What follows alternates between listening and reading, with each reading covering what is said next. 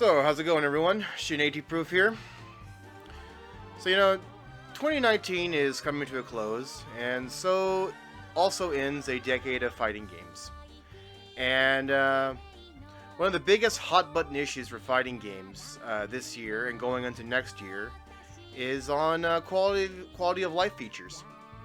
And there's an expectation these days for things like, pre-game button checks, or frame data, or hitbox viewers, or a good netcode to be a requirement, a basic requirement in every fighting game being produced now and going forward.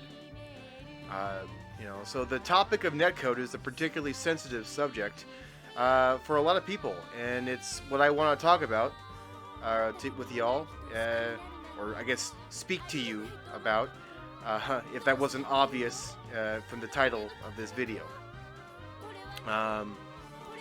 So let's get out of the way and state that that the best available netcode out there is rollback netcode, or GGPO. It's the brand that everyone knows and likes, and that's what people want to be the industry standard. American fighting game developers seem to be generally on board of already implementing GGPO in their fighting games. For those who aren't in the know, my understanding with GGPO is that it's a peer-to-peer network that masks the latency by using some kind of input prediction to simulate what the players are doing, and that the players never see this, but during ping spikes or packet loss, GGPO resimulates by correcting or rolling back to the point where the game has a divergent frame. So the rollback is ideally something that players will never experience, but when implemented properly, it provides a relatively smooth gameplay experience. So I'm probably getting it wrong, but somewhere. But the general idea you should take from rollback netcode, if you're not aware, is that it's a networking logic that essentially makes a bad connection fairly functional, and a good connection feel like a person is sitting next to you playing with you at the game. Okay? Simple enough? Sure. Interestingly, GGPO was not long ago submitted to as an MIT licensing or something, so it makes the shit free. So no one has to pay for it anymore. It's just out there for anyone to use. But unfortunately, the vast majority of Japanese fighting game developers have yet to adopt rollback netcode in favor of the more older, inefficient, and less desirable delay-based input netcode. And if I understand that one correctly, it accounts for the network transition time between two players, and it implements delays to both players to buffer for the discrepancy in packet loss or ping spikes. So the result often ends up being this underwater feeling for both players. So basically a worse connection, the slower and shittier it feels. So when implemented in a game well, and the users are on fiber optic network, the connection's not wireless, but wired, delay-based netcode is acceptable. In Japan, most of the time, the connection's pretty good to great, when all conditions are met. If that was the case everywhere, using the delay-based netcode wouldn't be a problem. But if ifs and buts were candy nuts, we'd all have a Merry fucking Christmas, is what my grandmother used to tell me. And, the internet in the US is a practical joke. It's like Fisher-Price type shit compared to Japan's. Which means that the connection is only acceptable at best. And the thing with GGPO is that it's fantastic in Japan and pretty good to great in the US. Delay-based netcode from Japan to the US is unplayable, but rollback from Japan to the US is generally acceptable.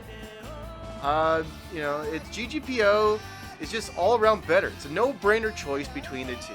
In implementing the better netcode, you greatly expand the player pool and the quality of the pool as well. This should be ideally allow a game a longer lifetime too, as it allows more players to reach each other to play a satisfying session with one another. That's why a lot of fans in America, they want companies like Arc System Works and Bandai Namco to adopt rollback netcode for their games. But with each major update or new game, they continue to use delay-based netcode. And the fan base, ends up angry, wondering why they're doing, why they're being, quote-unquote stubborn or lazy for not being like their American counterparts and moving to rollback netcode. I think part of that reason, part of that anger, comes from rooted in a gross ignorance of how rollback netcode is implemented. It's not like the Guilty Gear or Tekken teams just open up a big folder and called netcode, and then just put, GGPO.exe in the folder, and then suddenly it fucking works. It doesn't work like that. It's not that simple. From what I understand, one has to work the entire game around GGPO to get it to work optimally. And if they don't, problems spring about, and it's bad for a whole separate reasons. Like the characters start teleporting all over the screen, or there's disconnects and all sorts of shit that just make it no better than delay-based netcode. The fact that a lot of work is required to implement GGPO in fighting games, particularly for AAA developers in Japan, is part of the major root of the problem why we haven't seen in a modern fighting game or any of these upcoming fighters, most likely. So what's taking so long for most Japanese game devs to get on this GGPO train, some of y'all are asking? Well, the short answer is Japanese business culture. I mean, it's to expound on what I mean by Japanese business culture. It's built in a way that makes implementing new ideas and technology into the workplace for a project, especially, a very slow and meandering process. So just point of reference, I don't work for a Japanese corporation, but I have been working for the Japanese government as a teacher. And I work in schools. I'm not these after school juku shit. I'm government level and Board of Education, and it's been an interesting experience from the American office work life and then changing to the pace and Byzantine structure of Japanese office work. So while not for a corporation, but having to talk to people who work for corporations, the general system and atmosphere is very, very similar. Let me try to delineate as best as I can some of the roadblocks that occur to prevent Japanese companies from adopting GGPO for so long. Let's see here. Well, first of all, there's a hierarchy system in Japanese businesses where decisions are made from the top down, okay? In the case of working on a project, if someone lower on the said hierarchy has an idea for a project and wants to implement a new idea to, improve things, you have to get the superior's approval, and that decision goes from the top down to finalize and implement. And many Japanese businesses adhere to what is essentially a three-step system of one, getting a filed report of the suggestion or change, 2, contacting all concerned parties, and then 3, consulting all involved. And no matter how small the change is, no matter how small that little change is, there's a chain of command and hierarchy that must be followed to get the stamp of approval. And that takes time, and that often doesn't go the way you want it.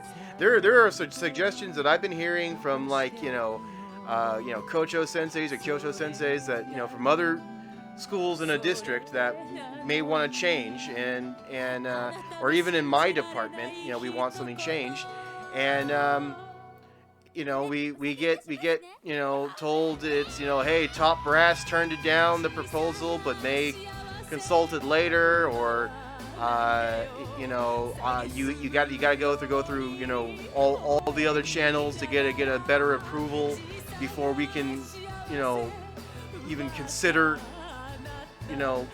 turning it down, you know, and when it gets trickled down, it's just like, I'm sorry, that's just how it is, she got the good night. She got the good night. It can't be helped. You gotta love that phrase, and you gotta hate and love and hate that phrase, man. It encapsulates so much raw emotion and the explanation for this issue perfectly. It's another hurdle that projects are often face is that they're decided a year in advance, okay? And even when the people who have made the decision are no longer involved with the project, shit is already set in motion. And once the plan is set in motion, it isn't changed unless there is an imperative logistically or financially to change that plan. So otherwise, she got the good night. It's too muzukashi to fucking change the plan from a year ago. Japanese business culture, yo. This is how this shit is. So a lot of you are like, well, just do it. How hard is it just to implement something that people want that's proven to work? It's just not feasible in some cases. Part of the problem is this traditionalist thinking. Japanese companies love to stick to shit that they know works or is, good enough. Which is usually the product of something that was already stubbornly opposed to long before it became the norm. Right? So this is, after all, a country that has government offices that continue to use Windows XP until like 2017. And they still use faxes. And instead of, emailing shit sometimes, they still use private courier mail systems to transfer important documents. Japan has a hard time adapting to new shit if the old shit, works well enough. It's a very ain't broke, don't fix it type of mentality. And it's pretty much the thinking around here to, just stay the course unless there is a super serious reason to change. And when Japan does decide to adopt something new, it tends to want to be something that's done entirely in-house. So the reason being is, one, the company doesn't have to pay anyone else for what they build. Two, they can make money by potentially licensing out the thing to other developers if the prospective buyer doesn't have the resources to build their own thing. And three, if they don't have to send anyone outside of the company to learn how to work on a tool because it's all proprietary, it can all be just taught in-house, right? So regarding netcode in Japan, for Japanese developers, Capcom, I think Capcom Japan attempted GGPO, didn't they? And they called it like Kagemusha or some shit like that, and that's an admirable attempt, to be, the first major AAA Japanese company that tried to implement rollback netcode in a AAA release. I think it was like Street Fighter V, but it was poorly implemented. It's fucking garbage, and they've yet to quite figure out how to fix it, and they're still going at their slow snail's pace on fixing it, if they ever do. So it just remains a problem. And I'm sure there's probably some people, are like, oh man, I wish it was just delay-based at least, because it's just as bad. So why don't they hire specialists? Some of you will ask. Why not hire specialists? Well, it's not a very likely solution to the problem either, as this is the country of the land of lifetime employment, where freelancing isn't a common practice. So usually any new task that's given to whomever is usually done to someone who's already employed, and they will just give that, if push comes to shove, they will send that person out for training, okay? And they will then get training by a specialist to then learn what to do, and then come back to disseminate what they've learned to the rest of the staff, okay? And that probably also takes a huge set of approval from the top down, which takes time Time and time, right? So instead of just sending in someone to just go in and then do the job, do the GGPO job, you know, they got to send someone out to learn how to do GGPO by somebody, and then come back to then teach everyone else, and then implement GGPO. So American workplaces also focus on the ability of the individual, while Japanese workplaces tend to focus on the ability of the group. Okay? And Americans value individual freedom and decision making to further their career, but in Japan it's the value of the group and cooperation to benefit the group. So basically, the squeaky wheel gets the grease is the US mentality, while the nail that sticks out gets hammered down in Japan. You dig? So the group involvement is basically a form of democracy for the sake of risk aversion. Okay, it's risk aversion. Americans value risk-taking to get results that may end in failure with the project for huge gains, right? High risk, high reward. But Japan is more about risk aversion, the safer, more surefire route to avoid shame and failure.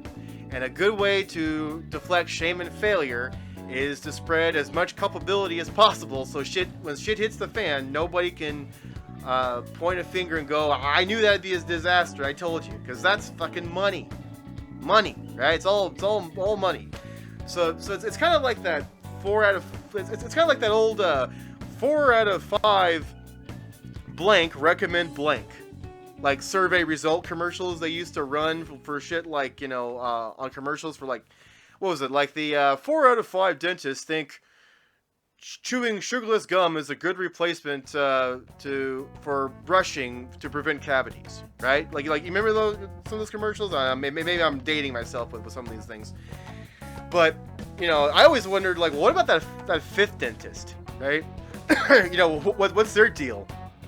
And you know, that fifth dentist might be like someone who's like, you know, I don't know, chewing sugarless gum will, you know, I don't know about that shit, you know, it might make your dick fall off. You know, so just imagine a scenario, right, where it does just that. Chewing sugarless gum makes your dick fall off, and, you know, the company, you know, has to, you know, spend money, you know, fixing the dick falling problem, and they all look bad, and the company looks bad, and, you know, and that's just money. It's shame on the company for trying this new shit rather than just a tried and true method of just brush your fucking teeth after eating, which is what a lot of people do here at work after lunchtime. They'll eat lunch and then just brush their teeth. So,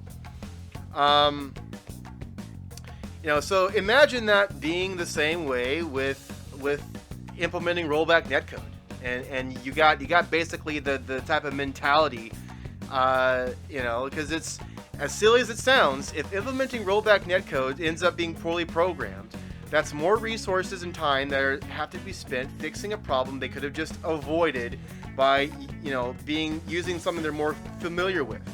Even if the thing they're more familiar with is objectively inferior, they'll still save money. And they'll also have very little reason for companies to change when the core audience says, you know, rollback netcode's a must have rollback netcode, blah, blah, blah, blah, blah, right? And then they still fucking buy this shit with delay-based input netcode. And, you know, and that goes double. That goes double for motherfuckers in the FGC who are like, you know, we don't need rollback netcode, we just need good netcode, right? You know, those motherfuckers are the anti-vaxxer flat earthers of the FGC. They do us no favors by broadcasting that level of ignorance on rollback netcode. And, you know,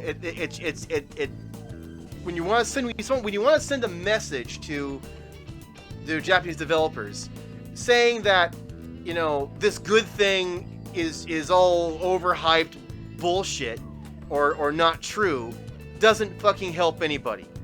Stop it. You know. But I digress.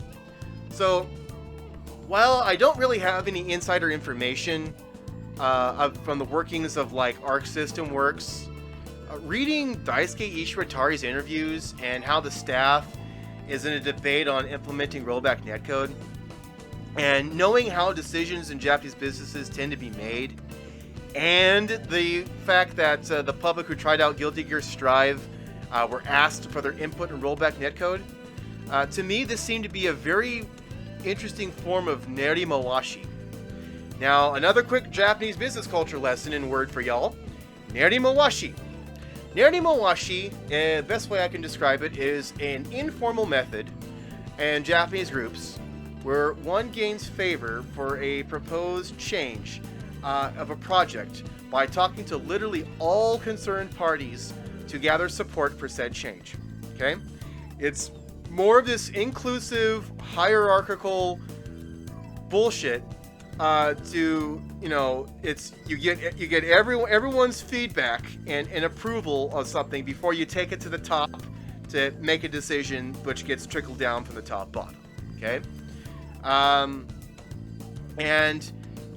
since every involved party is given representation in the decision-making process, even if they don't see the long-term benefits of, doing what the rest of us see as a profoundly beneficial change, it gets roadblocked.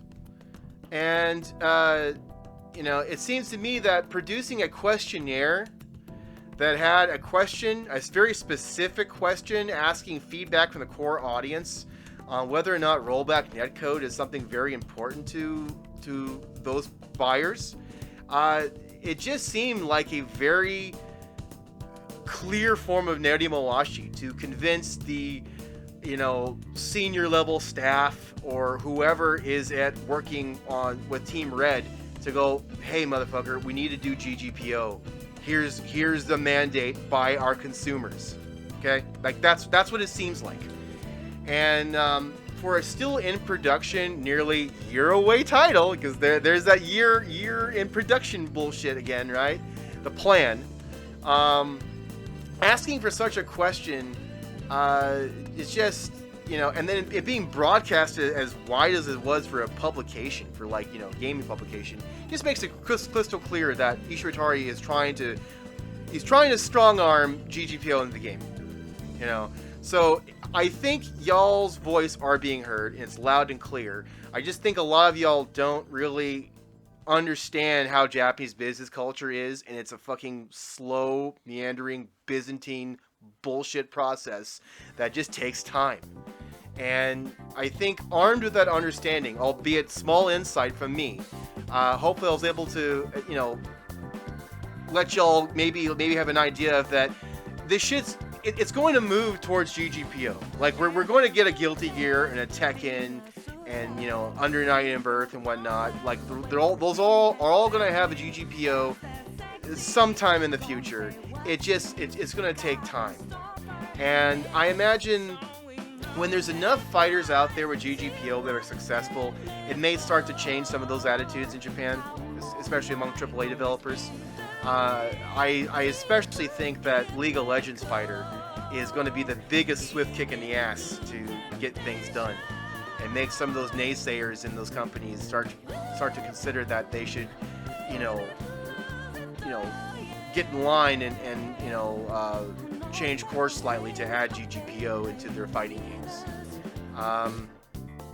It's kind of like how a lot of Japanese developers stopped trying to make their own engine for games and just started using Unreal. They just follow the numbers. They follow the numbers. And I suppose,